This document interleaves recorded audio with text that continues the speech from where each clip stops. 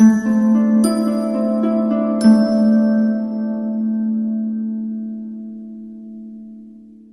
करूंगा श्री बिमल मेहरा जी से कि वो स्टेज पर आए और उनसे उनका एक विशेष वक्तव्य है वो हम सुनने जा रहे हैं।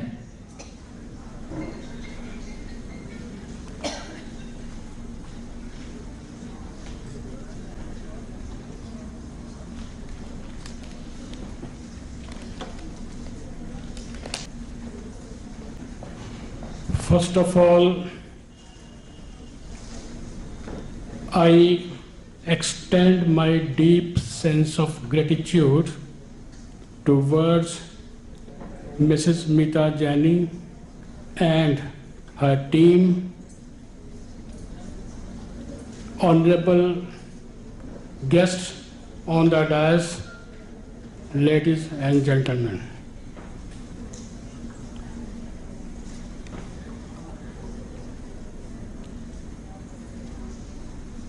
मेरा आज का जो विषय है, मीता जी ने बोला कि आपने हिंदी में बोलना है।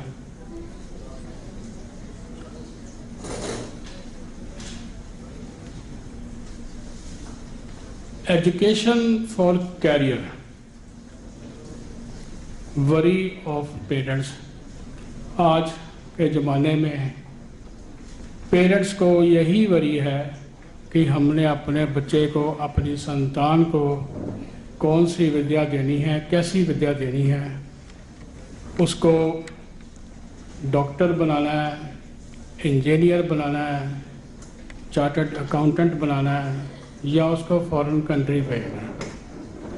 ये आज का बड़ा बर्निंग टॉपिक है और थोड़ी सी इसके ऊपर मेरा शोध है या रिसर्च है मेरी कि जस्ट पांचवें घर को देख के, चौथे घर को देख के, दूसरे घर को देख के इसकी प्रेडिक्शन नहीं देनी चाहिए। कई ऐसे मेरे सामने भी केसेस आए हैं कि देखने में तो ये लगता है कि जो बच्चा है वो बीटेक कर रहा है, बीटेक कंप्यूटर साइंस कर रहा है, लेकिन वो किसी प्राइवेट फर्म में अकाउंटेंट की जॉब कर रहा है, तो फिर कहाँ गई उसकी बीटेक? बीटेक का उसको कोई फ़ायदा नहीं हुआ। कोई ऐसे केसेस भी हैं जिन्होंने BA MS की है लेकिन छोटी सी जॉब पे काम कर रहे हैं, चाहे किसी हॉस्पिटल में ही करते हैं, लेकिन काम चल नहीं रहा। तो क्या फॉल्ट है उस कुंडली में? एजुकेशन डिसाइड करने में क्या उनसे फॉल्ट हो गया? तो अब वो जमाना ख़त्म हो गया कि अगर बाप किसी का करियाने की दुकान करता है तो बेटा भी करियाने की दुकान करेगा, वो नहीं होता। अगर कोई डॉक्टर है तो ज़रूरी नहीं कि उसका बेटा भी डॉक्टर ही बनेगा। उसकी कुंडली का पूरी तरह आंकलन करना हम एस्ट्रोलॉजर को बिल्कुल बड़े ध्यानपूर्वक करना चाहिए, क्योंकि अगर पेरेंट्स हमारे पास आए हैं तो बहुत ही विश्वास के साथ आए हैं और आके हमसे यही पूछते हैं कि हम अपने बच्चे को क्या करवाएं। तो मेरा सबसे पहले ये है कि पेरेंट्स की काउंसलिंग करनी चाहिए। उनके बच्चे का हॉरोस्कोप देख के कि इसने क्या बनना है, पेरेंट्स की काउंसलिंग करनी चाहिए। कि हर एक पेरेंट आ रहा है हमारे पास, यही कह रहा है कि मैंने अपने बच्चे को डॉक्टर बनाना है, कोई कह रहा है मैंने अपने बच्चे को इंजीनियर बनाना है। पेरेंट्स की काउंसलिंग करनी बहुत ज़रूरी है, उनको समझाना बहुत ज़रूरी है कि आपके बच्चे ने क्या करना है, आपका बच्चा क्या बनने वाला है।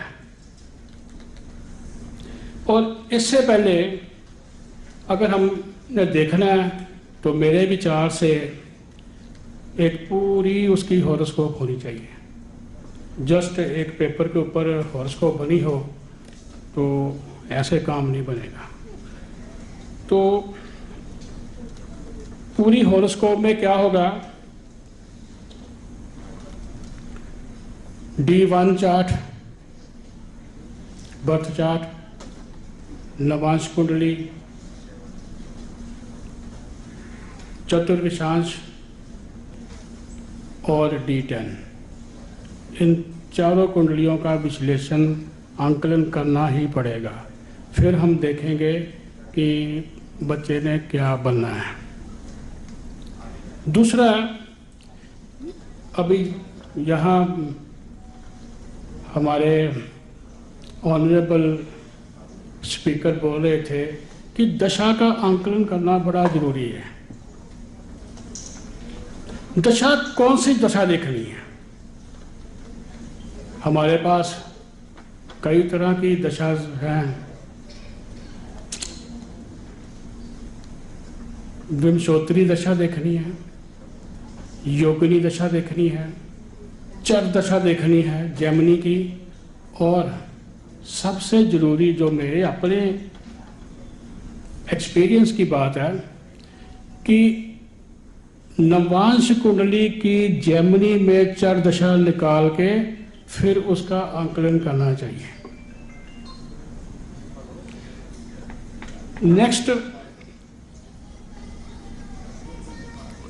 फिर वही बात, इनकी बात को एंडोर्स करते हुए कि नक्षत्र देखो कि कौन से नक्षत्र में कोई प्लैनेट बैठा है जिसने हमारी एजुकेशन को चला के आगे लेके जाना है।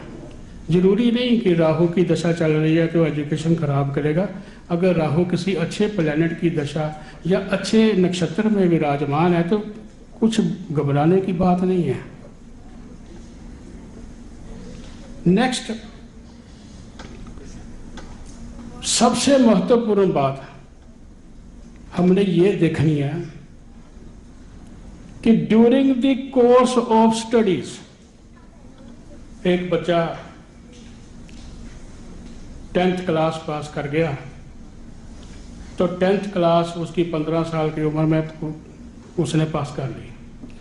अब उसकी जो during the course of his studies up to joining of his duty और ज्वाइनिंग ऑफ हिज सर्विस, वो सभी दशा देखने की बहुत ही ज़्यादा ज़रूरत है।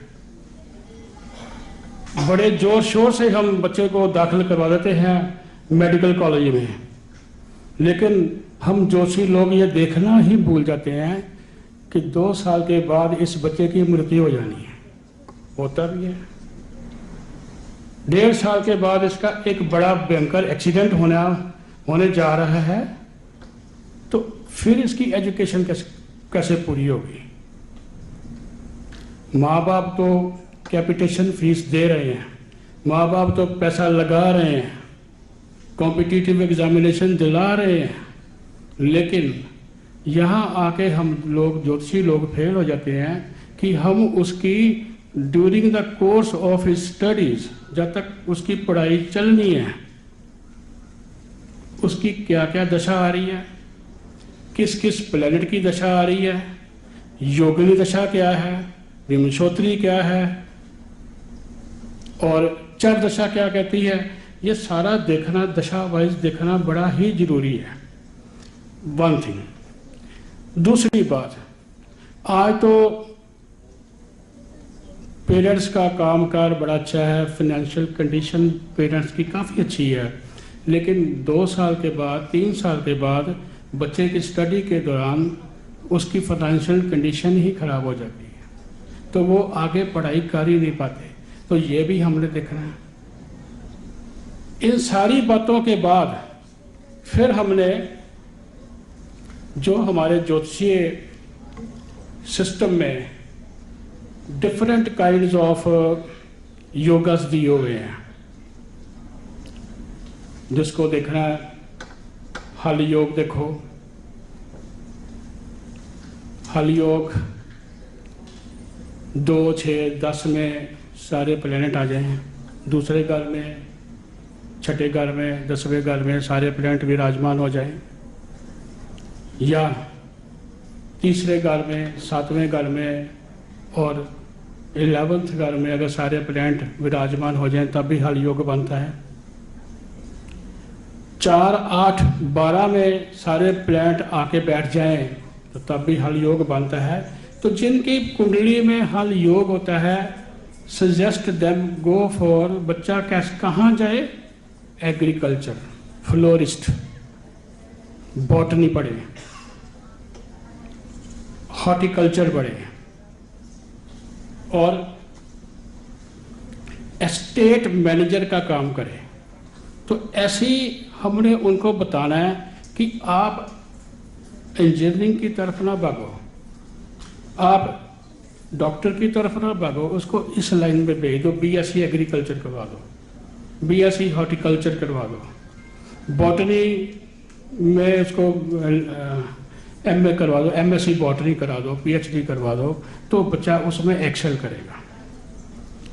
नेक्स्ट जो आमतौर पे हम देखते हैं वो केदार योग है। सभी को पता होगा केदार योग कैसे बनता है। देन कमला योग कैसे बनता है, कमला योग देखो उसका, दामनी योग देखो उसका, और त्रिलोचन योग देखना जरूरी है कि उस बच्चे की विजिबिलिटी, उस बच्चे की सोचने की ताकत कहाँ तक है।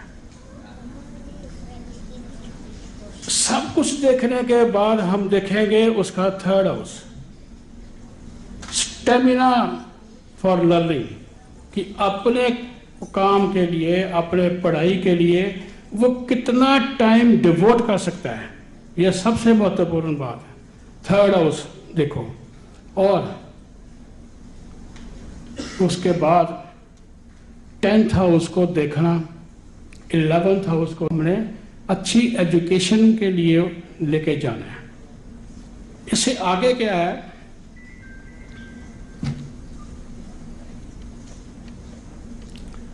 कुंडली में आमतौर पे हम लोग देखते हैं इसके बुध आदित्य योग है, बड़ा जबरदस्त योग है जी ये। लेकिन बुध आदित्य, मेरे अपने रिसर्च या मेरी अपनी एक्सपीरियंस की बात है कि बुध का लॉन्गिट्यूड सूर्य के लॉन्गिट्यूड से ज्यादा होगा तो बुध आदित्य योग काम करेगा, नहीं तो नहीं काम करेगा। जितना सूरज के बुध क्लोज होगा लॉन्गिट्यूड वाइज, और उसके जो डिग्री है बुध की वो सूरज से ज्यादा होनी चाहिए। 1 डिग्री का फर्क हो, डिग्री संधि पे हो, 1 डिग्री का फर्क हो, सबसे अच्छा बुध योग, बुध आदित्य योग बनेगा। लेकिन कुंडली को ऐसे देखना, इसके तो बुध आदित्य योग है, ये तो ये बन जाएगा, वो बन जाएगा, सब गलत बात है। इसको सही तरीके से देखना बहुत जरूरी है। सरस्वती योग देखो कि बच्चा कितना पढ़ाई करेगा, कैसे करेगा। ये सारा कुछ देखने के बाद समटाइम्स जो हमारा बर्थ चार्ट है थोड़ा सा कंफ्यूजिंग होता है, जल्दी पकड़ में नहीं आता। ये विषय ही ऐसा है एस्ट्रोलॉजी, जल्दी किसी के पकड़ में नहीं आता जब तक उसको पूरा पढ़ेंगे नहीं। तो एक बार मैंने इंदु लगन की कुंडली से भविष्य के बारे में जो जो किसी को बताया वो बच्चा वैसा ही बन के बाहर आया। उसकी जो बर्थ चार्ट थी वो इतना हमें गाइड नहीं कर रही थी जितना उसका इंदु लगन गाइड कर गया। समय की पाबंदी के कारण फिर कभी मिलेंगे, फिर कभी ज़्यादा बात करेंगे। इसी से मैं आपसे आज्ञा चाहता हूँ। Thank you.